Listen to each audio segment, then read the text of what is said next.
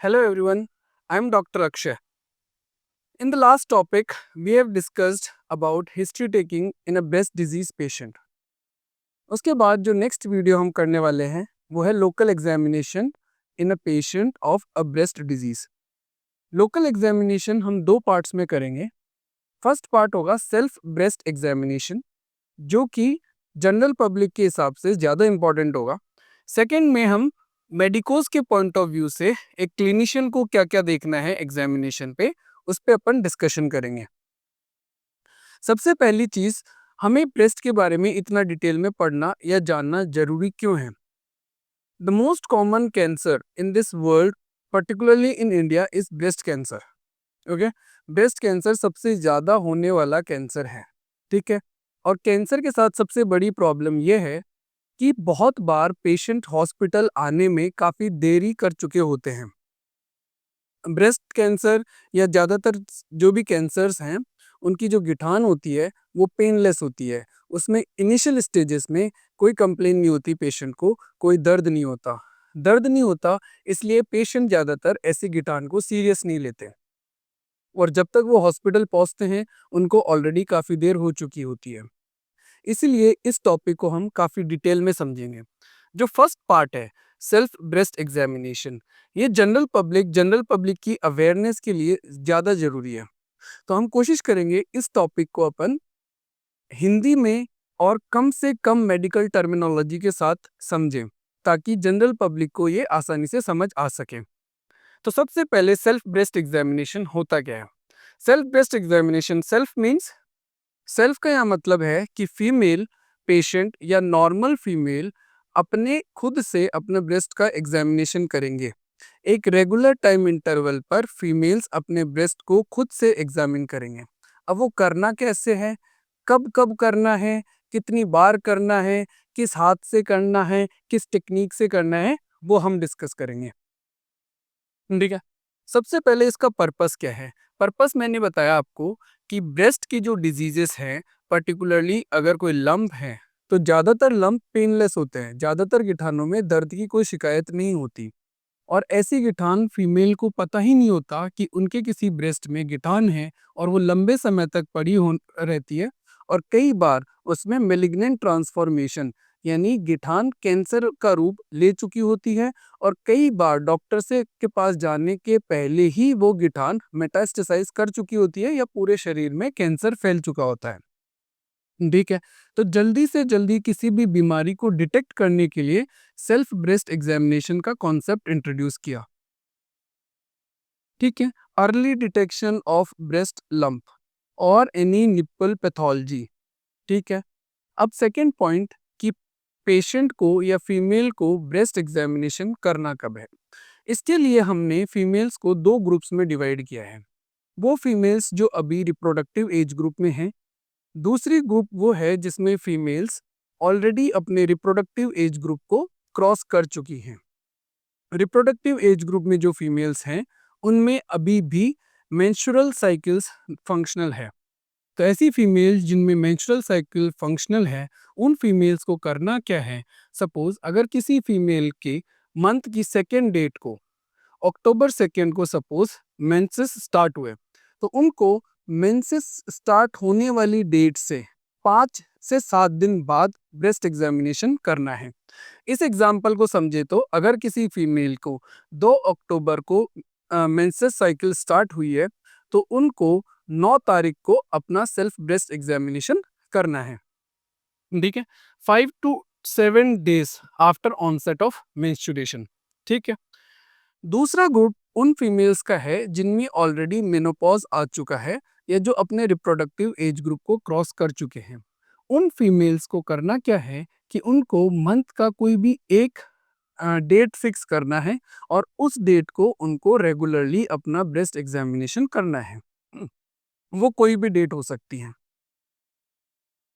Reproductive age group में females को menses के 5 से 7 दिन बाद ही एग्जामिन करना है। क्यों करना है? क्योंकि उस समय ब्रेस्ट में पेन और टेंडरनेस, टेंडरनेस मीन्स जब भी फीमेल अपने ब्रेस्ट को एग्जामिन करेंगी तो उनको पेन की कंप्लेन कम होगी, इसलिए उनको 5 से 7 दिन बाद ब्रेस्ट एग्जामिनेशन करना चाहिए। अब इसमें करना क्या है? सबसे पहले बहुत इजी टेक्निक है, फीमेल को एक मिरर के सामने खड़ा होना है और जो फर्स्ट पार्ट है एग्जामिनेशन का उसको हम बोलते हैं विजुअल इंस्पेक्शन। विजुअल मींस देखकर फीमेल को जज करना है कि उनके ब्रेस्ट में कोई बीमारी तो नहीं है। खड़ा होने की टेक्निक्स को हम 3 पार्ट्स में डिवाइड करेंगे। पहली टेक्निक है आर्म्स बाय साइड। सिंपल, इसमें फीमेल को अपने जो दोनों हाथ हैं वो अपने साइड में रखने हैं, arms by side. Second technique में फीमेल्स को अपने हाथ हिप्स पे रखने हैं, अपने दोनों हाथ हिप पर रखना है और फीमेल को हिप्स पर पूरी ताकत से प्रेस करना है। इससे होगा क्या कि ये जो ब्रेस्ट के नीचे पेक्टोरल मसल होती है ये मसल टाइट होगी और कोई भी गिठान जो नॉर्मली नहीं दिख रही थी वो इसके बाद फीमेल को मिरर में आसानी से दिखने लगेगी। तीसरी टेक्निक है आर्म्स ओवर दी हेड। दोनों हाथ फीमेल को सर के ऊपर रखना है और फिर मिरर में सेल्फ ब्रेस्ट एग्जामिनेशन करना है, अपने ब्रेस्ट को देखना है, दोनों ब्रेस्ट को कंपेयर करना है। ये 3 टेक्निक है एग्जामिनेशन की। अब फीमेल को करना क्या है कि फीमेल को फाइंडिंग्स नोट करनी है। अब फाइंडिंग्स क्या क्या होंगी? फाइंडिंग्स को याद करने के लिए हमने एक सिंपल सा तरीका बनाया है। वो तरीका है ABCDE फन। स्कूल जब हम जाते थे तो ABCD जो होता था वो बहुत ही फन एक्टिविटी होती है और उसी से हम याद रखेंगे। AB का क्या मतलब होगा? Asymmetrical breast. एसिमेट्रिकल ब्रेस्ट को हम कैसे समझेंगे? ये इमेज इसको काफी हद तक एक्सप्लेन कर पाएगी। See the image. इस इमेज में ये जो फीमेल है इनका राइट ब्रेस्ट और लेफ्ट ब्रेस्ट को अगर हम कंपेयर करें तो दोनों में काफी डिफरेंस है। राइट ब्रेस्ट इन फीमेल का राइट ब्रेस्ट इन फीमेल का लेवल रेज्ड है और लेफ्ट ब्रेस्ट जो है फीमेल का वो नॉर्मल लेवल से नीचे है। तो दोनों ब्रेस्ट सिमेट्रिकल नहीं है, एसिमेट्रिकल है। नेक्स्ट इमेज में राइट ब्रेस्ट का जो साइज है वो नॉर्मल है लेकिन लेफ्ट ब्रेस्ट जो है वो बहुत ही स्मॉल इन वॉल्यूम, बहुत ही स्मॉल है साइज में। तो दोनों ब्रेस्ट जो हैं वो एबनॉर्मल हैं, एसिमेट्रिकल हैं। यही फीमेल को मिरर के सामने अपने आप को देखना है कि उनके जो दोनों ब्रेस्ट हैं वो इक्वल साइज के हैं, सेम शेप के हैं। सेकंड जो फाइंडिंग होती है वो है सी का मतलब है कलर। अब कलर में आपको क्या याद रखना है? सपोज ये इमेज देखिए, ये पेशेंट है, ये इसका नॉर्मल स्किन कलर है, ये इसके नॉर्मल स्किन टोन है और जब हम इसके ब्रेस्ट को देखते हैं तो ब्रेस्ट में एक एरिया है जो कि डार्क रेड पर्पल ब्लूइश है। तो ये फाइंडिंग अगर फीमेल को अपने ब्रेस्ट में ऐसा दिख रहा है तो ये नॉर्मल नहीं है, फीमेल को अपने डॉक्टर की सलाह लेनी पड़ेगी। एक और इमेज से इसको समझते हैं। ये कंडीशन यूजुअली प्रेग्नेंट फीमेल्स में मिलती है, इसको लैक्टेशन मैस्टाइटिस बोलते हैं। यहाँ पे ब्रेस्ट के अंदर एब्सिस इकट्ठा हुआ है। इस फोटोग्राफ में जब अपन देखेंगे तो यहाँ पर ब्रेस्ट का एक हिस्सा डार्क रेड कलर का है। ये जो डार्क रेड कलर का हिस्सा है ये एबनॉर्मल है, ये फाइंडिंग है, ये फीमेल को अपने डॉक्टर को बतानी होगी। ये ब्रेस्ट का नॉर्मल स्किन टोन है, ये इस पेशेंट का एबनॉर्मल एरिया है। बहुत इजी है, एक बार आप देखेंगे आपको समझ आ जाएगा। कलर के बाद नेक्स्ट जो फाइंडिंग पे ध्यान देनी है डी का मतलब याद रखना है डिम्पलिंग। बहुत से लोगों को चीक्स पे डिंपल होते हैं। डिंपल का मतलब एक माइन्यूट सा डिप्रेशन। ब्रेस्ट के अंदर कभी भी अगर डिंपल दिखेगा तो वो क्यूट नहीं होगा, वो एबनॉर्मल होगा, वो अंडरलाइंग पैथोलॉजी है, यानी ब्रेस्ट में कोई ना कोई बीमारी है, आपको डॉक्टर को कंसल्ट करना होगा। डिम्पलिंग अगर अपन देखें और रिट्रैक्शन ऑफ निप्पल अगर हम देखें तो इस इमेज से समझ में आ रहा है। ये इस इमेज में ये जो एरिया है ब्रेस्ट का ये है डिम्पलिंग, जहां पर ब्रेस्ट अंदर की तरफ खिंच रहा है। इसी इमेज में रिट्रैक्शन ऑफ निप्पल भी काफी अच्छे से समझ आ रहा है। नॉर्मल निप्पल स्किन से बाहर की तरफ प्रोट्रूड करता है, पर यहाँ पर जो निप्पल है वो स्किन के अंदर की तरफ डिप्रेस हो रहा है। यह है retraction of nipple.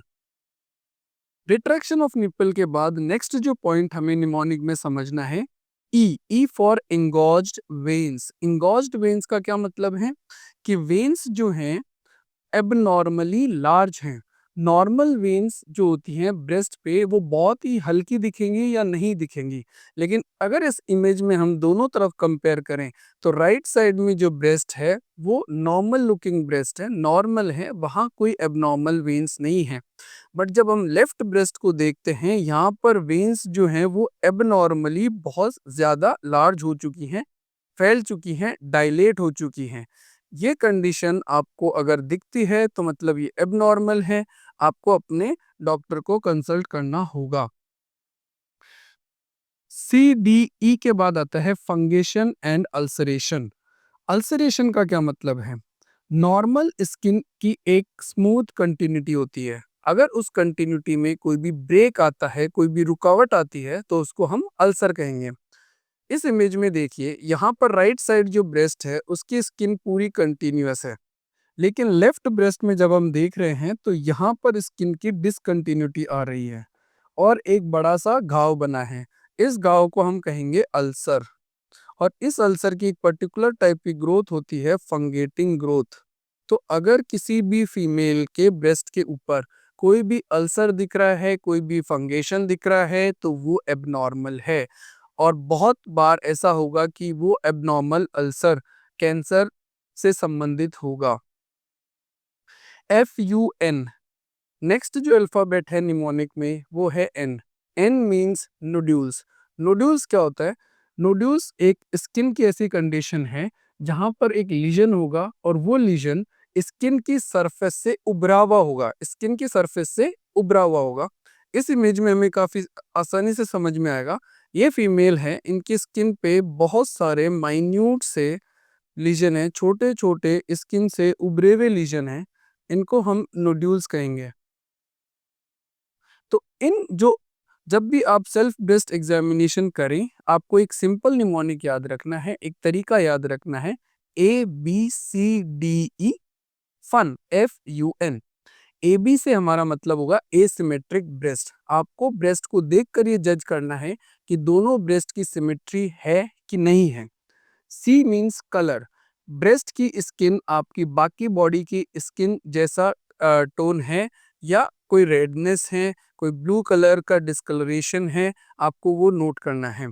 D means dimpling, dimpling का क्या मतलब है? स्किन के अंदर कोई डिप्रेशन, अगर कोई छोटा सा स्किन में कर्व है अंदर की तरफ।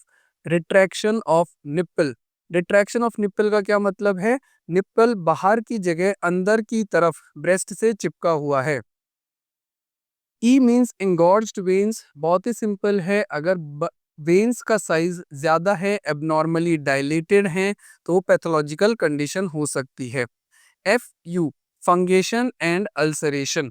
अल्सरेशन मीन्स कोई भी ब्रेस्ट के ऊपर कोई लीजन है, नासूर है, उसको हम अल्सर कहेंगे, वो पैथोलॉजिकल कंडीशन है। नोड्यूल्स मीन्स छोटे छोटे स्किन के ऊपर उभरे हुए लीजन हैं, उनको हम नोड्यूल्स कहते हैं। तो ABCDE फन आपको हमेशा मिरर में देखकर ये जज करना होगा कि इन अल्फ़ाबेट्स में से कोई भी कंडीशन हमारे ब्रेस्ट के साथ एसोसिएटेड ना हो, और अगर है तो हम अपने डॉक्टर को जल्दी कंसल्ट करेंगे। ये था विजुअल इंस्पेक्शन। अभी तक हमने मिरर के सामने खड़े होकर ब्रेस्ट को सिर्फ देखा है। अब देखने के बाद यही जो फाइंडिंग्स हैं हम उनको हाथ से पैल्पेट करेंगे, हाथ से छूकर कंफर्म करेंगे। पैल्पेशन के लिए सबसे पहले हमें समझना होगा कि पेशेंट की या फीमेल की पोजीशन क्या होनी चाहिए। इसमें दो पोजीशंस जो हैं वो आपको हेल्प करेंगी। सबसे पहली पोजीशन है फीमेल बेड पर सुपाइन पोजीशन में लेटी हूँ। सपोज ये फीमेल है, ये हेड एंड है, इस तरफ उनका सर है, ये फुट एंड है, इस तरफ उनके पैर हैं, तो फीमेल बेड पे सीधा लेटे हुई कंडीशन को सुपाइन पोजीशन बोलेंगे। ब्रेस्ट को जब वो एग्जामिन करेंगी तो वो अपनी बैक के नीचे जिस तरफ ब्रेस्ट को एग्जामिन करेंगी उस तरफ पिल्लो रखेंगी और फिर ब्रेस्ट को एग्जामिन करेंगी। दूसरी पोजीशन है वाइल टेकिंग शावर। जब भी फीमेल शावर लेंगी ये टेक्निक कंपैरेटिवली इजी है और ज़्यादातर ये टेक्निक फीमेल्स को याद भी रह जाएगी। जब भी फीमेल शावर लेंगी उनको करना क्या है कि ये जो मिडिल 3 फिंगर्स हैं, फिंगर्स के इस एरिया को हम पल्प कहते हैं। ये वाला एरिया है टिप। आपको एग्जामिनेशन करते टाइम कभी भी टिप से ब्रेस्ट पैल्पेट नहीं करना, हमेशा अपने पल्प से पैल्पेट करना है। फीमेल को अपना हाथ बिल्कुल स्ट्रेट रखना है, 3 फिंगर के पल्प से ब्रेस्ट को पैल्पेट करेंगे। सबसे पहले करना क्या है, पल्प पर आपको सोप या शैम्पू अप्लाई करना है। जिस तरफ ब्रेस्ट को आप एग्जामिन करेंगे, ब्रेस्ट के ऊपर भी आप हल्का सा सोप या फिर शैम्पू अप्लाई करेंगे। सोप से सेंसिटिविटी जो होती है लंप को डिटेक्ट करने की, वो बढ़ जाती है। ठीक है। इसके बाद अब हमें देखना है कि पैल्पेट करते कैसे हैं। सिंपल सा, जब भी फीमेल शावर लेंगी उनको अपने कंप्लीट ब्रेस्ट को एग्जामिन करना है। कहाँ से कहाँ तक?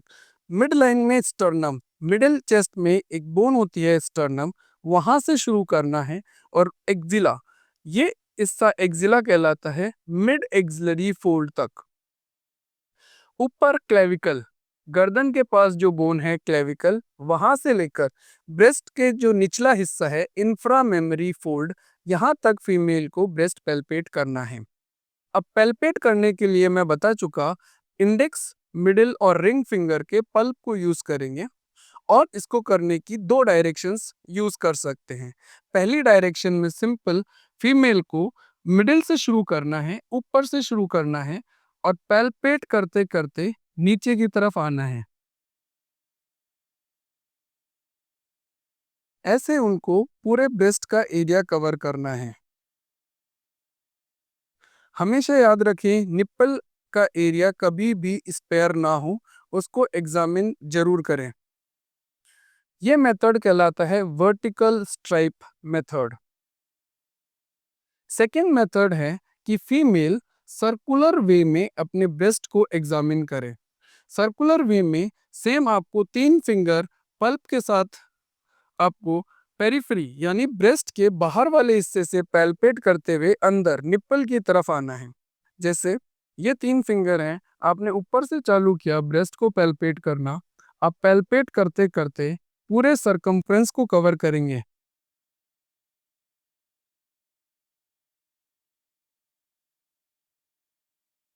आपको इतना प्रेशर लगाना है कि ब्रेस्ट की अपर, मिडिल और लोअर लेयर्स, ब्रेस्ट का जो हिस्सा है, ऊपरी हिस्सा और डीप अंदर का हिस्सा आप ढंग से पैल्पेट कर सके।